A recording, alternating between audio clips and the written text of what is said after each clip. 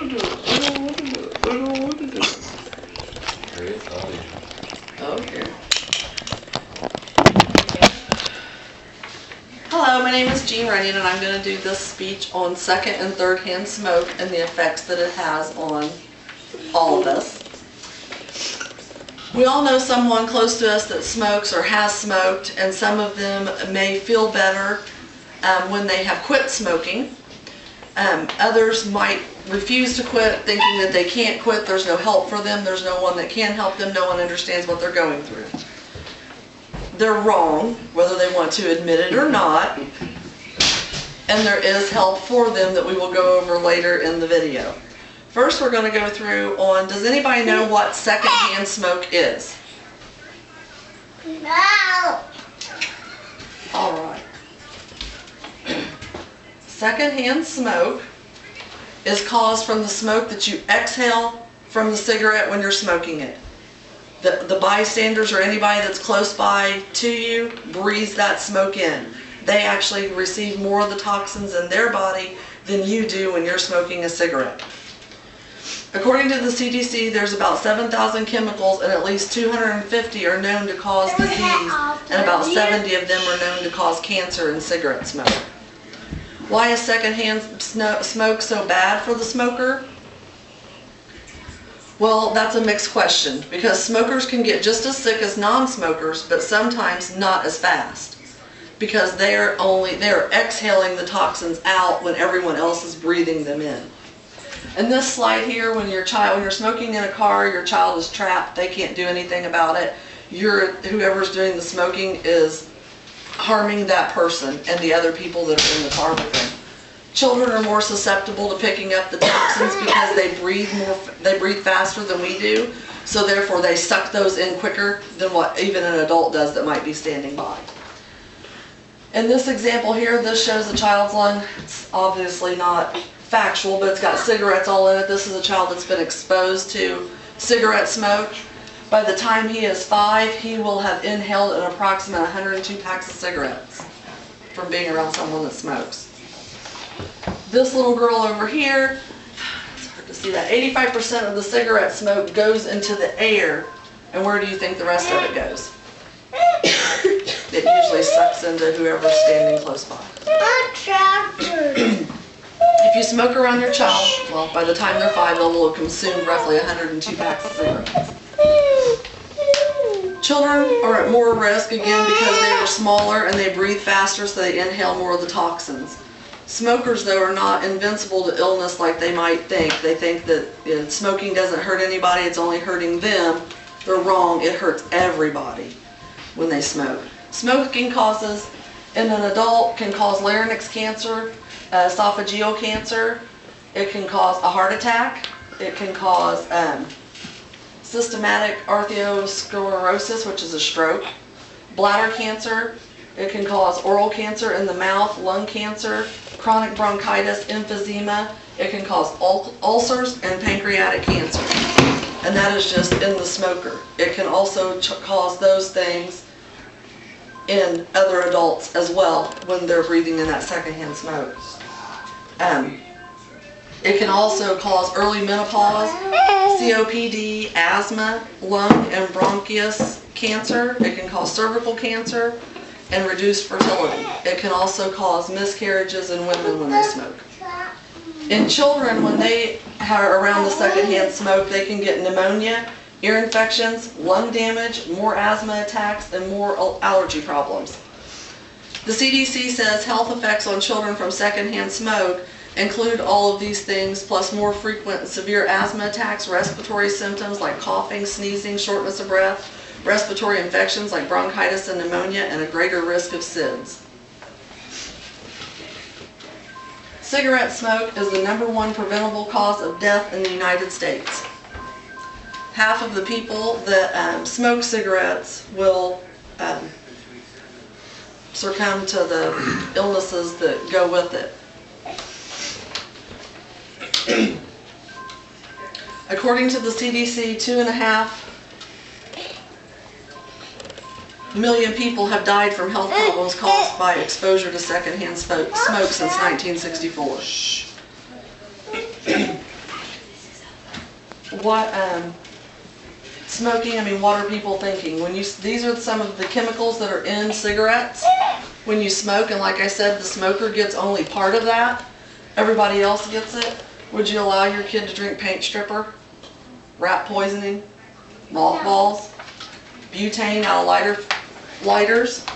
Would you allow your mom or your aunt or anybody to eat ant poisoning, be exposed to radiation, or have toilet cleaner or vinegar, disinfectants, rocket fuel, anything like that? Would you allow a loved one someone that you say you love and care about, have? No. And then you got over here just some pictures of what could happen. I wish they were bigger so we could see them better.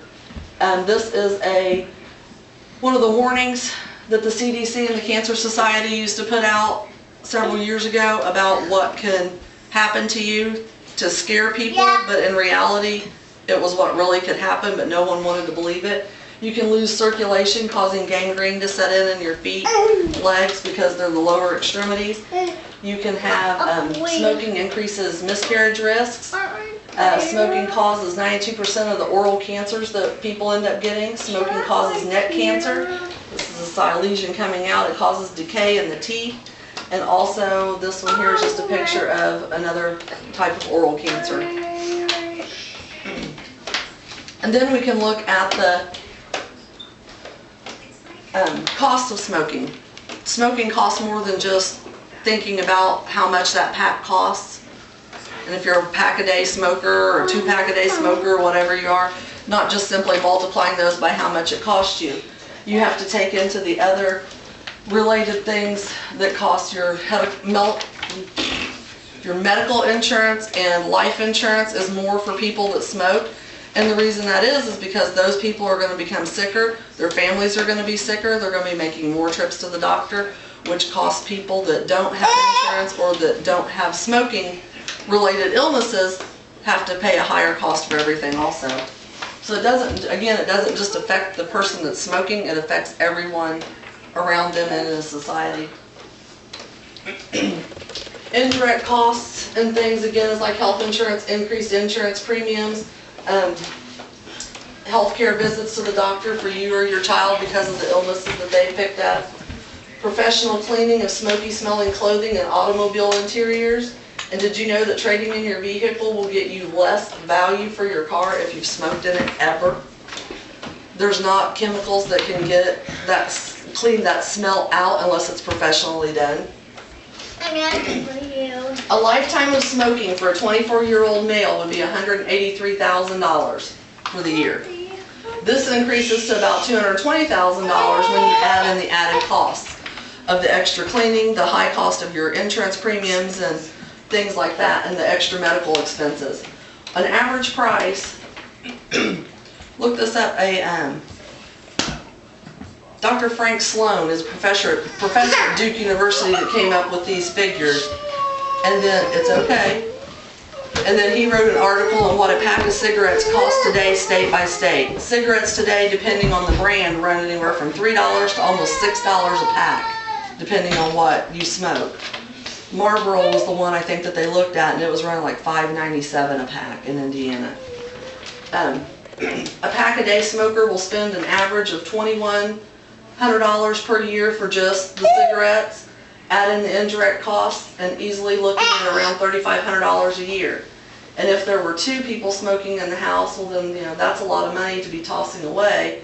And that could end up being a vacation that you've never taken, improvements to a vehicle or home, buying a new wardrobe, buying new furniture, anything like that, just from the savings that you would incur over that time. And for 2 people, just for the cigarettes, you'd be saving $4,200. And then when you factor in your insurance and everything else that would decrease, you can have a $7,000 savings at the end of the year for 2 people to stop using cigarettes and tobacco products in the home. Now, this is something new that they have been looking at. Dr. Howell, Dale Howell, says that third-hand smoke. Have you guys ever heard of third-hand smoke? No. A lot of people haven't heard third-hand smoke, and it's considered to be the residual nicotine and other chemicals left on a variety of indoor surfaces by tobacco smoke. It's thought to react with common indoor pollutants to create a toxic mix. These contain cancer-causing substances posing a potential health hazard to non-smokers who are exposed, especially in children. Buildups on the surface over time, they build up on the surfaces over time and resist normal cleaning. You can clean with bleach, you can clean with whatever, and it's not going to get it away. It takes a professional coming in and ridding all of it, and still it's iffy. Third-hand smoke clings to the hair, skin, clothes, furniture, drapes, walls, bedding, carpets, even dust, and then in your vehicle and other surfaces, even long after smoking is stopped, unless you have those things professionally cleaned or gotten rid of. Infants and children and non-smokers may be at risk of tobacco-related health issues when they inhale, ingest, or touch substances containing third-hand smoke. More studies need to be done to confirm this. So basically they're saying on that, you know, if someone smoked in the house here, with it being a daycare, it's a smoke-free environment, but if they were to smoke in the house and Levi was to chew on the edge of the table or on a toy or something, then he would be exposed to a lot of nasty toxins just from the cigarette toxins that are there, exposed, mixing with whatever else might be in the air. American Cancer Society has a website. It's at cancer.org/smokeout. Never say you can't do it. Never say you can't quit. You can. They have a program on there. You can call the 800 number for the American Cancer Society. Go on their line, on their website. They have tips and tools and resources to help anyone stop smoking and to get them the help that they need. And a lot of your insurance companies will help provide prescriptions or products or something to help people quit smoking, because it helps get their clients healthier, which means lower insurance costs and less trips to the hospital and doctor's office. That's it. The best thing I can think is think about it. Quit smoking. Save everyone. Thank you.